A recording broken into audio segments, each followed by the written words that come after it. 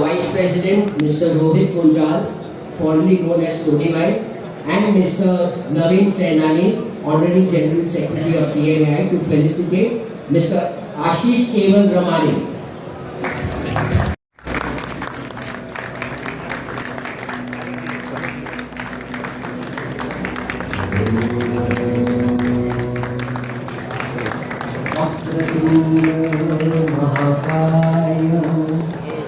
सूर्यकोटि समप्रभा निर्विघ्नं कुरु मे देवो सर्वकार्येषु सर्वदा वक्रतुण्ड महाकाय सूर्यकोटि समप्रभा निर्विघ्नं कुरु मे देवो सर्वकार्येषु सर्वदा वक्रतुण्ड महाकाय सूर्य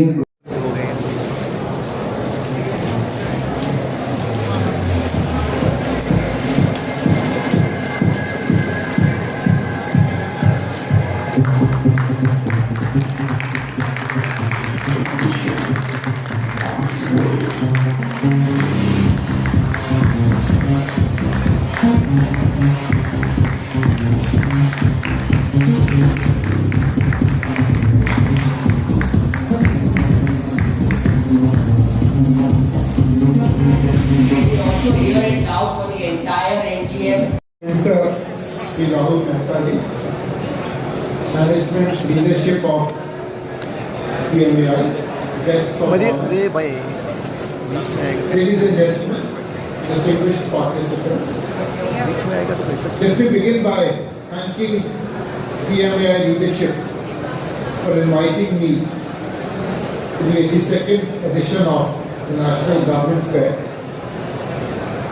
I think that the very mention of the fact that this is the 82nd edition does not leave scope for any other discussion.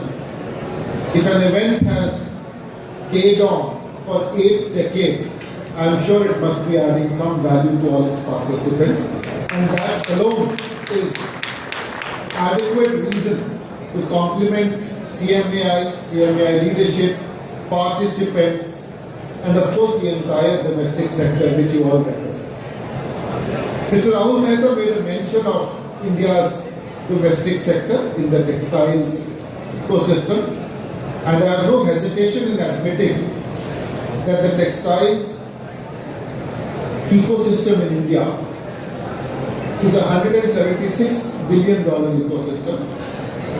$140 billion of it, almost 3/4, is contributed by the domestic sector.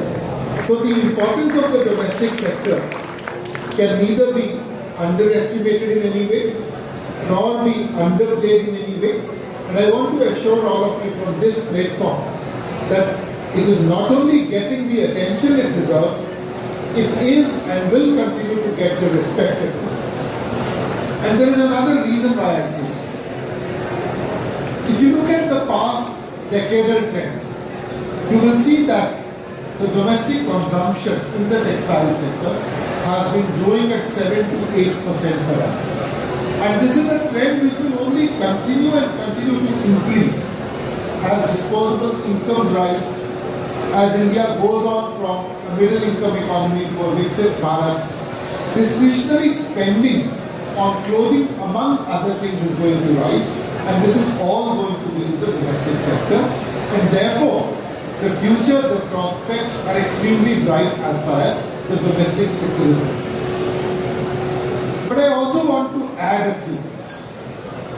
What I do want to say that the entire world economy is undergoing a series of changes. Now, change is always disruptive.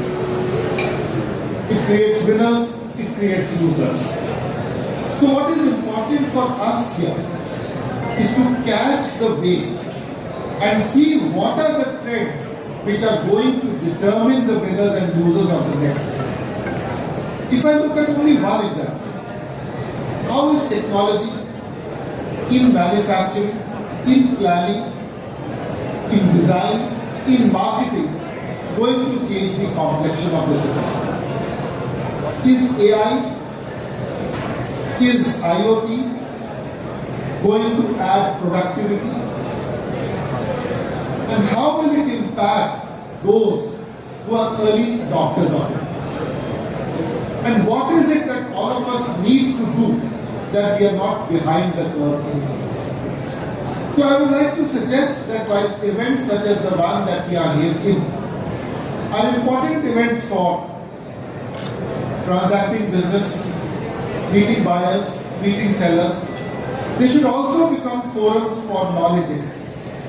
They should also become platforms where we can not only exchange knowledge amongst each other, but where we can devote some time to what the future trends are likely to be and what are the changes that are occurring in the wide world around us. We sometimes tend to think of the domestic sector and the export sector in black and white, in bucket A, in bucket B.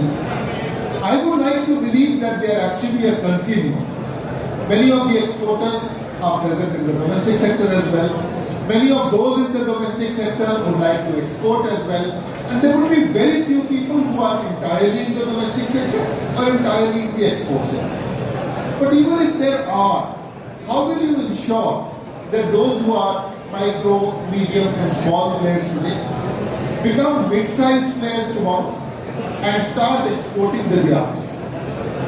What is the addition of skills, of technology, of capital, of learning that you need to inject into our MSME clusters and our MSME industries today to make them take on the challenges of a global world? The global world itself is also changing very rapidly. And in the textiles and apparel sectors, new shifts have been taken. We have all been talking about China plus one strategies. But these are not just words. Global buyers today want diversification. Global buyers today want risk diversification. They want to ensure that their supply chains are resilient and well protected. And whenever talks of supply chain resilience, risk diversification, supplier diversification comes in, India is the natural answer. And if India is the natural answer, business is going to come to India. But what is that? What is it that is hindering the flow of business today? Formalization, lack of scale, lack of technology, lack of sustainability, speed to market.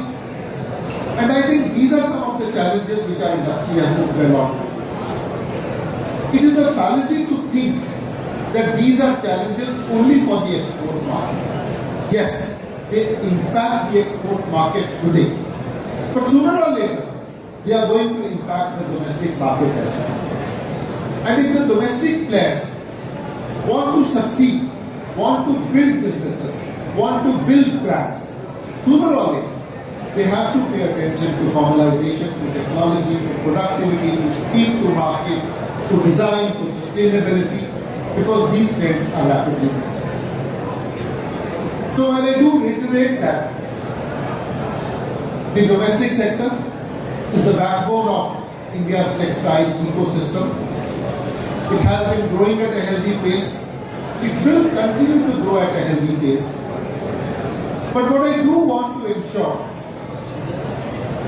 that the small players of today become the medium-sized players of tomorrow and the large players of the after. And if they have to achieve that, they will need technology, skills, productivity and finance. And these are some of the challenges that we need to sit together and tackle. I do want to assure all of you, on behalf of the government and on behalf of the ministry, that we are well alive to all your requests, to all your needs. We are aligned with your requirements. And I also want to assure you that our attention towards you, our regard and respect towards you has never been and will never waver and we will remain aligned and alive to your needs. The CMAI and all of you are welcome to speak to us about how we can make this sector even more vibrant, even more active, even more powerful. I compliment all of you once again for having sustained this activity for 82 long years. I have heard your leadership speak about the many other activities that you are undertaking, whether it is by way of branding, whether it is by way of interacting with large retail chains, large corporates. These are all welcome steps. But as I said, the only constant in this world is change. And if we have to survive in this world of ever-changing dimensions, we have to realize change before it happens. There is a very slim volume called Who Moved My Cheese? The central theme of which is how change is omnipresent. And if there is one message that I want to leave all of you with today, is that whether as individuals or as corporate bodies or as traders, manufacturers, buyers, we can never afford to be complacent, howsoever successful we may have been. So if there is one message that I want to leave you, is that every success should only prod us into thinking more and more about what could be the challenges to this success and how do we reorient ourselves, realign ourselves with what is changing so that we are not surprised when change actually occurs. And once we realize that the only constant in life, the only constant in business is change, and change can never be a threat, but it should always be taken as an opportunity which we have to harness, we have to capture. The world lies close to it. I offer my best wishes to all of you, and I do wish all of you many, many more years of productivity, growth, happiness, fulfillment, and success. Thank you once again.